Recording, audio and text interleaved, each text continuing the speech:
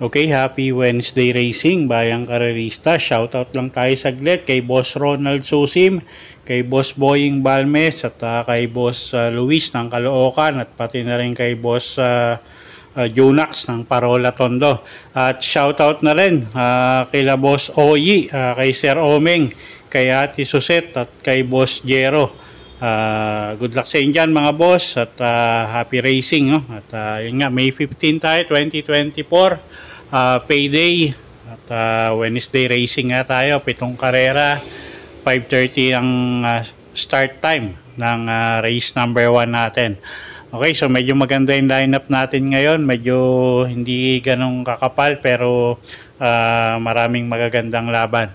Okay, so simulan na natin mga giya natin para sa araw ng Miyerkules, May 15. Race 1 tayo, Class 4, 28 to 33 bracket, distansya 1,200 meters, start ng winner take all. Okay, first choice natin dito, numero 4, Uticus, Jeff Sarate yung sasakay dyan. At tingin ko medyo magang yung laban niya, no? Medyo sanay sa mas mabibigat na laban tong kabayong to. At Jeff Sarate nga yung rerenda ngayon, so siya yung first choice natin. Second choice natin yung numero 3 na rin na si Orange Bell. JB Hernandez naman yung sasakay dyan, gamay nung hinete, at medyo sanay din sa mas mabigat na laban, no?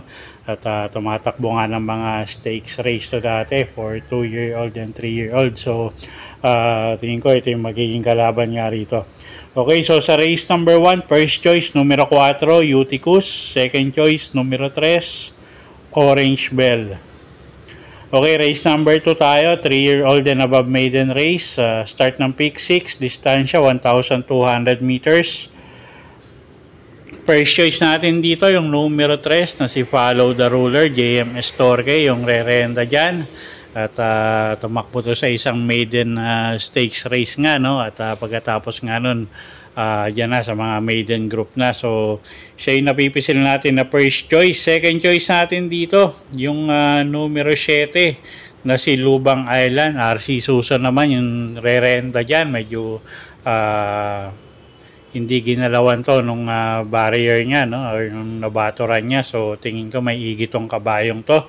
Third choice natin dito, pwedeng pangsama na rin yung numero 6 na si Sound of Silence.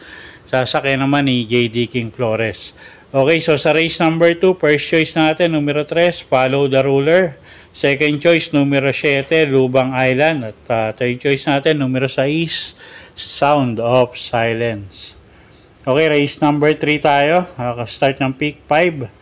Class 4, 16 to 21 bracket, distansya 1,200 meters. Okay, first choice natin dito yung numero 1, couple entering Baba Boom at Destiny. AR Villegas and JMS Torque yung re-renta dyan, no? At si Baba Boom medyo inconsistent lang, pero pag maganda tinakbo niya, tingin ko malaki panalo niyan. At si Destiny medyo may kagandahan yung mga ikinikilos ngayon, although medyo bumigat yung laban niya, pero tingin ko may panalo pa rin, maganda yung kondisyon ni kabayo. Second choice natin dito numero 7, Distant Thunder. Alison Pabilik naman yung re-renta dyan, at pwedeng pang dehado yung numero 4 na si Real Fair.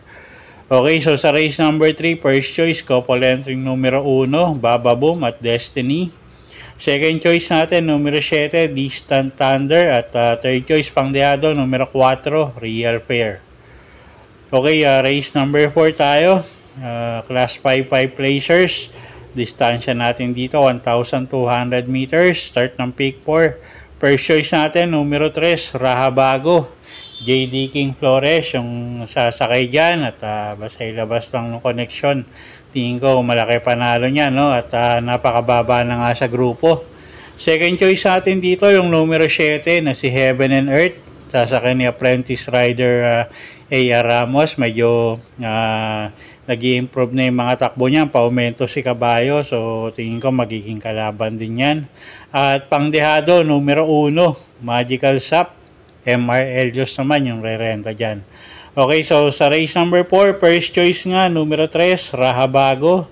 Second choice natin, numero 7, Heaven and Earth. At pangdehado natin, yung numero 1 na si Magical Sap. Okay, next race tayo, race number 5. Class 5, 6 to 10 bracket. Distansya natin dito, 1,200 meters. Okay, magulong karera to, no? First choice natin dito, yung numero 2 na si Birthright. Ed Giguera, yung re-renta dyan. At tingin ko siya magdadala ng marcha dito. Although may ibang matutulin, no? Pero tingin ko kaya niyang unahan. At yung huling takbo niya, nagsilbing batak lang din, no? So, siya yung first choice nga natin. Second choice natin dito, numero 5, Cool Ma'am. Jeff Bakay naman yung sasakay dyan at isa to sa pwedeng makinabang, no? Pagka nagkaroon ng lutyahan sa unahan. Although maiksi yung distansya, pero pagka nagkaubusan nga sa unahan, pwedeng makaremate ito. At third choice natin dito, pangdehado, yung numero 1 na si Lapping Inside, sasakay ni JMS Torque. Okay, so sa race 5, first choice, numero 2, Birthright.